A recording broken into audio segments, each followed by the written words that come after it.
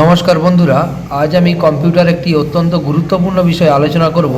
সেটি হলো আপনার ফোল্ডারকে কিভাবে হাইড করবেন এবং আনহাইড করবেন। অর্থাৎ আপনার ফোল্ডারকে যদি আপনি চান, কিছু ব্যক্তিগত তথ্য আছে, হয়তো আপনি আপনার ফোল্ডারকে কাউকে দেখাতে চান না, অর্থাৎ লুকিয়ে রাখতে চান, তাহলে আপনার আজকের ভিডিওটি খুব কাজে লাগবে।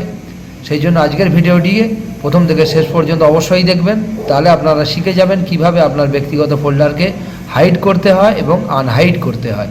তাহলে চলুন শুরু করি আজকের ভিডিও। দেখুন, প্রথমে আমার এই যে ডেস্কটপ খোলা আছে, ডেস্কটপের মধ্যে আমরা চলে যাব। প্রথমে ধরুন এই দিস পিসি যে অপশান আছে, এই দিস পিসি অপশানে চলে গেলাম।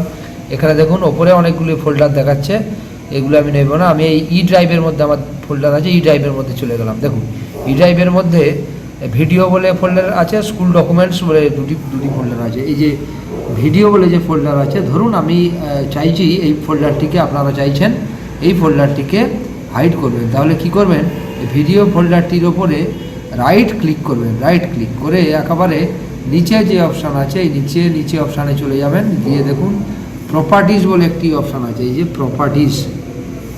প্রপার্টিজ অপশানে গিয়ে আপনারা কি করবেন, কোনো অপশানে আপনারা তাকাবেন না, একেবারে সোজাসুজি চলে যাবেন হিডেন।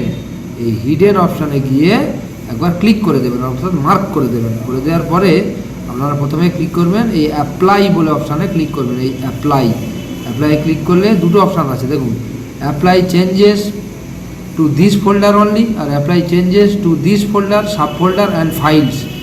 অর্থাৎ আপনারা কি শুধু এই ফোল্ডারটিকে হাইড করতে চাইছেন, না এর ভেতরে যে সাব ফোল্ডার আছে বা ফাইল আছে সেগুলোকেও হাইড করতে চাইছেন? যদি আপনারা সবগুলোকেই হাইড করতে চান, অর্থাৎ সাব ফোল্ডার ফাইলসগুলো হাইড করতে চান, তাহলে এই দ্বিতীয় অপশানটিকে নেবেন। অর্থাৎ দ্বিতীয় অপশানটা ক্লিক করাই আছে, মার্ক করাই আছে, আর আপনাদের কিছু করতে হবে না।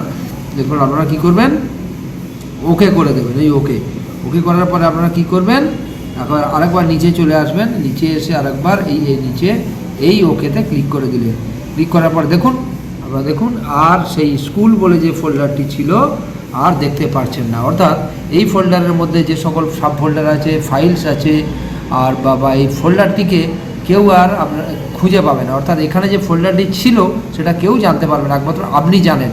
এবারে কথা হলো, আপনার প্রয়োজন হয়েছে এই ফোল্ডারটিকে ওপেন করার, অর্থাৎ আনহাইড করতে হবে, না হলে এই ফোল্ডারের মধ্যে ডকুমেন্টসগুলো আপনি দেখতে পাবেন না। তাহলে সেটা কিভাবে করবেন সেটা চলুন আমি দেখাই।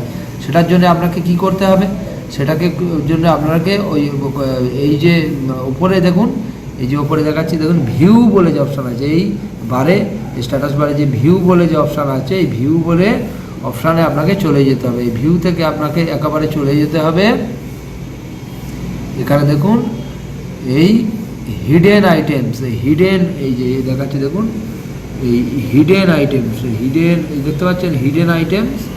এই হিডেন আইটেমসে আপনাকে এইটাকে ক্লিক করে দিতে হবে একবার।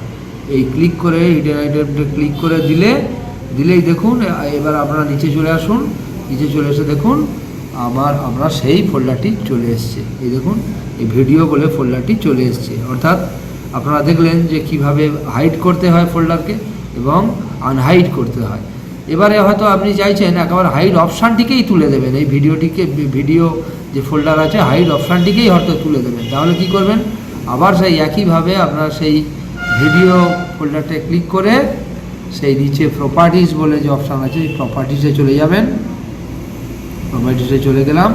প্রপার্টিসে যাওয়ার পরে যে হিডেন যে করেছিলেন সেই হিডেনটিকে আপনারা আনমার্ক করে দেবেন, অর্থাৎ সিলেক্টটাকে তুলে দেবেন। দিলে কি হবে, দিয়ে এই অ্যাপ্লাই করে ওকে করলেন, আবার এই ওকে করলেন করে দেওয়ার পর দেখুন ফোল্ডারটি চলে এসছে, আগের মতোই আছে, অর্থাৎ ফোল্ডারটি এখন আনহাইড অবস্থায় আছে।